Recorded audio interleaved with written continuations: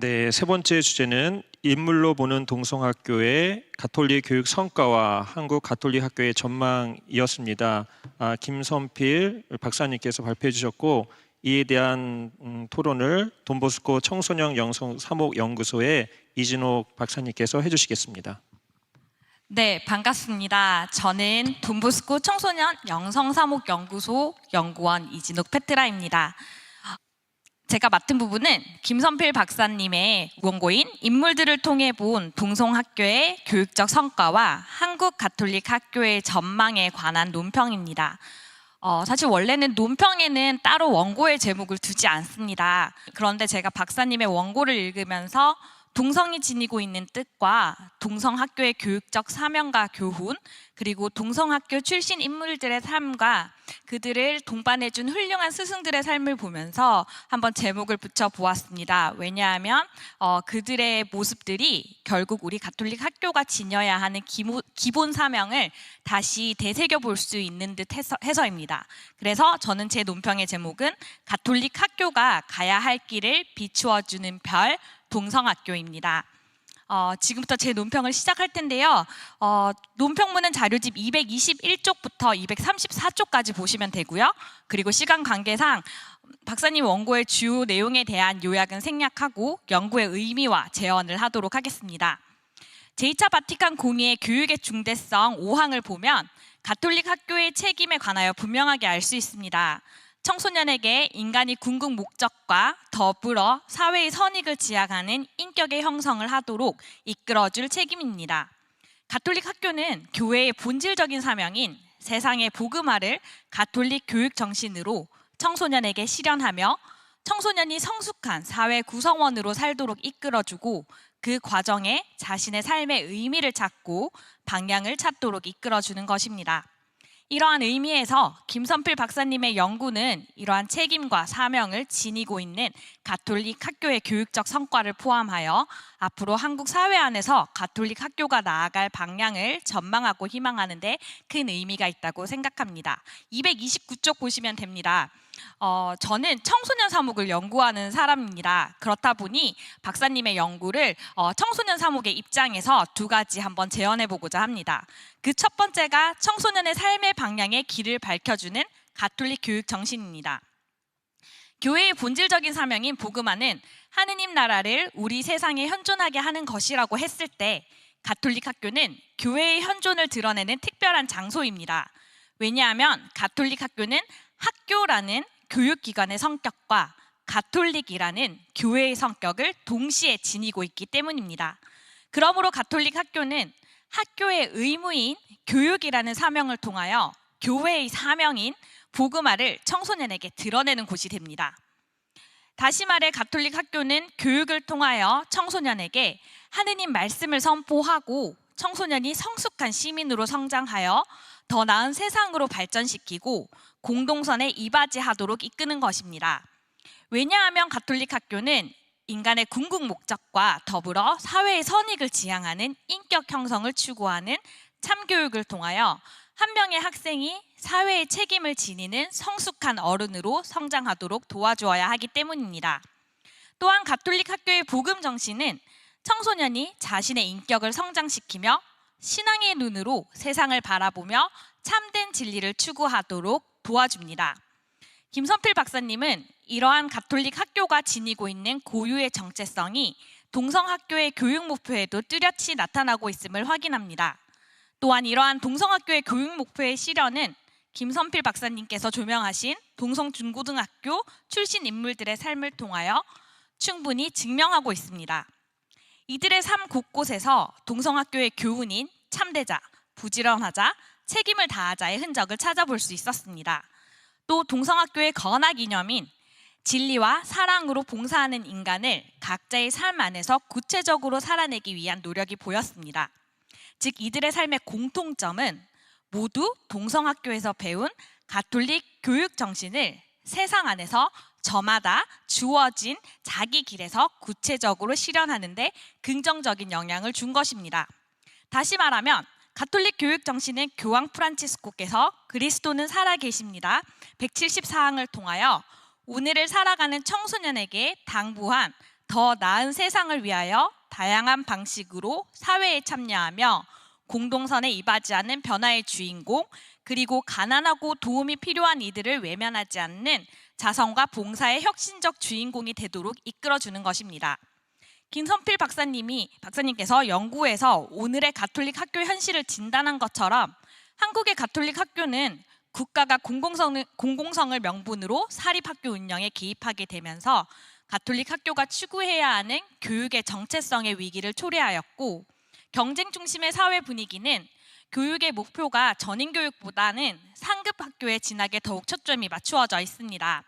이러한 사회적 교육적 분위기 안에서도 가톨릭 교육 정신을 추구하며 학생들을 앞선 동성애 선배들이 한국 사회의 발전에 기여한 것처럼 가톨릭 교육 정신이 청소년의 삶의 의미를 찾고 자기 삶의 방향을 정하는 데 도움이 된다고 했을 때, 그 어느 때보다 혼란스럽고 복잡한 시대를 살고 있는 동성학교가 추구해야 하는 가톨릭 교육 정신은 과연 무엇인지에 대하여 고민해 볼 필요가 있다라는 생각을 해보았습니다. 두 번째는 청소년의 삶을 살리는 가톨릭 교육자의 양성입니다. 김선필 박사님의 연구에서 인상 깊었던 점은 동성학교 출신의 인물들이 가톨릭 교육 정신을 실천하며 성숙한 시민으로 성장하는 데에는 스스로의 노력뿐만 아니라 언제나 이들의 삶을 동반해주는 스승이 있었다는 점을 상기시켜 준 것입니다. 김선필 박사님은 빛나는 동성을 일구어낸 스승들을 조명하면서 동성인들이 세상 속에서 동성의 빛을 낼 수 있었던 것은 그들에게 그리스도의 빛을 전해준 동성의 스승들이 다양한 방식으로 그들의 삶을 동반해 주었기 때문에 오늘의 동성학교와 동성인이 존재할 수 있었다고 평가합니다. 다시 말해, 한 명의 청소년이 학교 교육을 통해 성숙한 시민으로 성장하여 그 사회 발전에 기여하는 사회 구성원이 되기 위해서는 학생과 교사가 함께 그 삶을 살며 걸어가야 한다는 것입니다. 가톨릭 교육자의 역할은 청소년들을 사회 안에서 능동적으로 자기 자리를 차지하도록 양성하고 사회에 투신하여 사회 구조를 개선하는 일을 할 수 있도록 준비시키며 이것을 학생들이 복음의 원리에 따라 살도록 이끌어주는 것입니다. 이를 위하여 가톨릭 교육자는 평신도 그리스도인으로서 지니는 사명과 교육자로 지니는 사명에 대한 충분한 이해가 필요해 보입니다. 1982년 교황청 가톨릭 교육성성에서는 가톨릭 교사들의 역할을 강조하는 학교 내 가톨릭 평신도, 신앙의 증인들이라는 문헌을 발표하면서 가톨릭 교육자들의 사명과 역할에 대해서 제안합니다. 첫째, 가톨릭 교육자는 신앙과 문화와 생활의 종합을 할 수 있어야 합니다. 학생들이 살고 있는 문화와 생활 안에서 그리스도교의 가치를 추구하며 살도록 교육하며 인간의 삶 속에서 그리스도교 메시지의 육화라는 복음화의 목적을 수행하도록 해야 합니다. 둘째, 가톨릭 교육자는 삶의 증인으로서 학생들과 친교를 이루어야 합니다. 교사의 삶은 학생에게 큰 영향을 미치며 교사의 교육 목표가 학생의 전인 교육에 있다고 했을 때 교사와 학생 간의 직접적이며 인격적인 관계는 중요합니다. 특히 가톨릭 교육자는 삶으로 예수 그리스도의 삶을 증거하며 학생들이 그리스도의 참된 진리를 추구하며 살도록 이끌어 주어야 합니다. 또한 이러한 관계 안에서 학생들은 자신에게 주어진 그리스도인으로서 자신의 성소를 발견하고 식별할 수 있는 계기가 마련될 것입니다. 셋째, 공동체적 측면에서 가톨릭 교육자의 역할입니다. 가톨릭 교육자는 학생들이 졸업 후 사회에 진출했을 때 성숙한 사회 구성원이 되도록 그들의 사회성을 길러주는 일은 매우 중요한 역할입니다. 이러한 사회성은 공동체 안에서 다양한 만남과 체험을 통해 이루어질 때 가장 효과적입니다. 가톨릭 교육자는 가정, 학교, 사회가 연결되는 교육 공동체를 형성하여 학생들이 공동체 체험을 통하여 사회적 삶을 습득하도록 도와주어야 합니다. 마지막으로 가톨릭 교육자로서 교사의 삶은 직업의식을 포함하여 자신에게 주어진 성소로 받아들이고 살아야 할 필요가 있습니다. 물론 교사는 직업적인 측면을 가지고 있습니다. 그러나 그리스도의 성소 차원에서 바라봤을 때 교사라는 직업을 지니고 있는 가톨릭 교육자는 그리스도인으로서 평신도에게 주어진 사명인 교회의 선교 사명에 능동적으로 참여하는 방식으로 바라볼 필요가 있습니다. 이처럼 문헌에서 강조하는 가톨릭 교육자의 역할과 사명의 중요성은 김선필 박사님께서 조명한 박준호 선생님, 장면 박사님의 교육자로서의 삶을 통해 확인할 수 있었습니다. 두 명의 선생님의 공통점은 학생들의 사회 구성원으로 성숙한 시민이 되어 사회 발전에 기여하는 데 삶의 방향을 두도록 그 길을 동반하였습니다. 또 이들은 교육자로서 사명뿐만 아니라 그리스도인으로서의 사명을 가지고 학생들에게 가톨릭 교육 정신을 구체적으로 펼친 가톨릭 교육자들임을 김선필 박사님의 연구를 통해서 분명하게 확인할 수 있었습니다. 또한 앞서 살펴본 동성의 인물들을 통해서 가톨릭 교육자들의 교육적 동반이 얼마나 그들의 삶에 긍정적인 영향을 주는지도 확인할 수 있었습니다. 그러므로 오늘날 교육 현실에서 가톨릭 교육 정신을 구체적으로 실현하기 위해서 사회적, 교육적 제도 개선도 필요하지만 무엇보다도 가톨릭 교육자로서의 사명감과 역할이 중요하게 요구됩니다. 이를 위하여 가장 필요한 것은 가톨릭 교육자를 양성하는 일일 것입니다. 가톨릭 학교의 건학 이념을 상기하며 오늘날 현실에 맞게 학생들에게 가톨릭 교육 정신으로 교육하는 것은 결국 교육자들의 몫이기 때문입니다. 또한 가톨릭 교육자의 교육이 학생들의 삶에 지대한 영향을 준다고 했을 때 가톨릭 학교는 교육자의 양성을 학생들의 교육만큼이나 중요하게 여겨야 할 것입니다. 그래서 이 두 가지 제언에 대한 김선필 박사님의 생각을 한번 들어보고 싶습니다. 제 논평의 마무리입니다. 팬데믹 이후 새로운 삶의 형태와 가치관을 요구하는 오늘날 우리 교회와 사회의 현재이자 미래인 청소년을 양성하는 가톨릭 학교의 역할은 그 어느 때보다 중요하게 요구됩니다.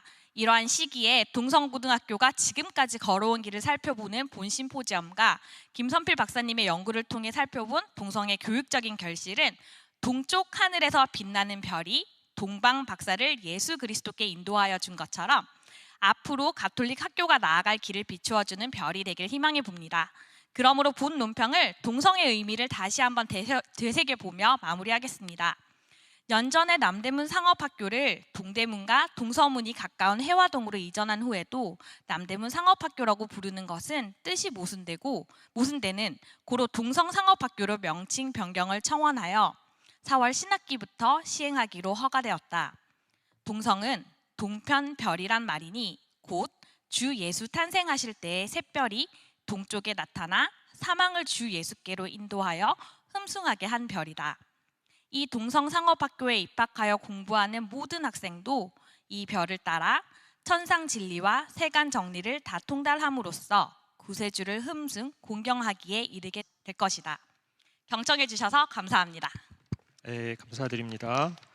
예, 먼저 너무 정성스럽게 논평을 해주신 우리 이진옥 박사님께 진심으로 감사드립니다. 첫 번째 질문, 청소년 삶의 길을 밝혀주는 가톨릭 교육 정신을 어떻게 학교에 실현할 것인가? 사실 제가 이번 발표 준비를 위해 한국 가톨릭 학교 교육사를 돌아보면서 교회가 조금 더 가톨릭 신자들에게 적극적일 필요가 있지 않나 이 생각을 하게 됐습니다. 동성고등학교의 역사를 이렇게 살펴보면 인수 초기에 서울 대목구는 신자 자녀들에 대한 종교 교육을 위해서 이 학교를 인수한다 이렇게 이야기했고요. 그리고 신자 학부모들은 자기 자녀를 천주교 학교에 보내고 싶다 이렇게 이야기를 했었거든요. 그래서 소동이 벌어지기도 했죠. 너무 많은 천주교 신자 학생들이 몰려와가지고 그런 일이 있었는데요. 이 사례는 사실 오늘날 한국 가톨릭 교육 학교 교육에 시사하는 바가 적지 않다고 생각합니다. 과연 지금 우리 한국 교회는 신자 학생들을 가톨릭 학교에 유치하기 위해 얼마나 노력하고 있는가, 그리고 신자 학부모들은 자녀들을 과연 얼마나 가톨릭 학교에 보내고 싶어 하는가, 이걸 돌아볼 필요가 있다고 생각합니다. 사실 저는 딸 둘, 아들 하나 이렇게 3명의 아이를 키우는 아빠입니다. 학업과 신앙교육을 병행하는 학교가 있으면 정말 좋겠다 이런 생각을 하게 되는데요. 이번 발표를 준비하면서 제가 만약에 서울에 산다면 아들은 동성애, 딸은 개성에 보내고 싶다 이 생각을 하게 됐습니다. 근데 저는 제주도에 살고 있거든요. 그래서 지금 함께 해주시는 문창호 주교님께서 이사장으로 계신 신성여자 중고등학교에 우리 딸내미는 보낼 수 있을 것 같은데 아들은 보낼 데가 없습니다. 아무튼 그런데요. 사실 우리 신자들 사이에서도 입시를 중시하는 부모들이 많을 것입니다. 하지만 그들만 있는 건 아니거든요. 신앙교육을 중요시하는 부모들도 있고 가톨릭 학교에 보내고 싶어하는 부모들이 분명히 있단 말입니다. 어차피 모든 신자 학생들을 우리 가톨릭 학교가 수용할 수 없습니다. 그러니까 그런 현실을 인정한다면 학업과 신앙교육의 병행을 원하는 신자 부모와 학생들을 적극적으로 유치하고 받아들일 필요가 있습니다. 그래서 이 학교 안에 신자 학생의 비중을 크게 늘릴 필요가 있습니다. 그렇게 가톨릭 분위기에 익숙한 신자 학생들이 가톨릭 학교에 많이 다니게 되면 학교는 자연스럽게 가톨릭 정체성이 강화될 수 있을 것이 아닌가 이 생각을 합니다. 그렇다고 입시를 포기하는 것은 아닙니다. 이 교육심리학 결과에 따르면 인성이 바른 학생들이 학업 성취도도 높다라는 결과가 이렇게 발표가 되고 있는데요. 바른 인성과 신앙을 가지고 성장하는 학생은 학업에서도 자연스럽게 좋은 결실을 맺을 수 있을 것이다 이 생각이 듭니다. 또 하나는 이렇게 할 경우에 한국교회 만성적인 고민 가운데 하나인 청소년 사목의 한 대안이 될 수도 있다는 것입니다. 학교를 또 하나의 본당으로, 그러니까 학교로 끝나는 게 아니라 또 하나의 본당으로 삼아 학생들을 돌볼 수 있다면 대개는 이제 고등학교 시절부터 시작되는 신앙의 공백기를 최소화시킬 수 있지 않을까 이 생각을 하게 됩니다. 그리고 두 번째는 이제 가톨릭 교육자 양성에 관한 부분인데요. 사실 얼마 전에 그 친구 신부님과 대화를 하면서 제가 그 신부님께 이런 말을 했습니다. 나는 그리스도인이고 또 살레시오 협력자로서 이 살레시오 정신에 따라 살아간다고 말을 하고 있는데 자꾸만 실수하고 넘어지게 된단 말이지. 굉장히 자괴감이 들어. 이렇게 이제 친구에게 이야기를 했더니 친구가 이렇게 이야기를 하는 겁니다. 우리는 되어가는 사람이잖아. 우리가 어디를 향해 가는지 그 방향성이 중요하지 지금 당장 완성된 모습을 기대하면 안 될 것 같아. 위로가 되는 말이었습니다. 이 친구 신부님의 이 말은 사실 그 가톨릭 학교에 있는 교육자들에게도 그대로 적용될 수 있을 것이라 생각이 듭니다. 사실 교회가, 그러니까 가톨릭 학원이라는 이런 법인이 가톨릭 정신에 부합되는 자를 교사나 교수로 채용한다 하더라도 그는 완성된 가톨릭 교육자가 아니라는 점을 기억해야 할 것입니다. 토론자가 지적하듯이 그들은 가톨릭 교육자가 되어가는 존재라는 점을 기억하고 또 그가 어떤 방향으로 자신을 양성해 나가야 할지 스스로 고민하고 노력할 수 있도록 교회가 지속적인 동기를 부여해 주어야 할 것입니다. 돈보스코 성인은 이렇게 말했어요. 가톨릭 교육을 교육자와 학생이 함께 성인이 되어가는 과정이다. 이렇게 이야기를 합니다. 가톨릭 학교라는 공간 안에서 교육자와 학생이 착한 그리스도인, 정직한 시민으로 양성될 수 있도록 교회가 지속적인 관심을 가져야 하겠습니다. 이상입니다.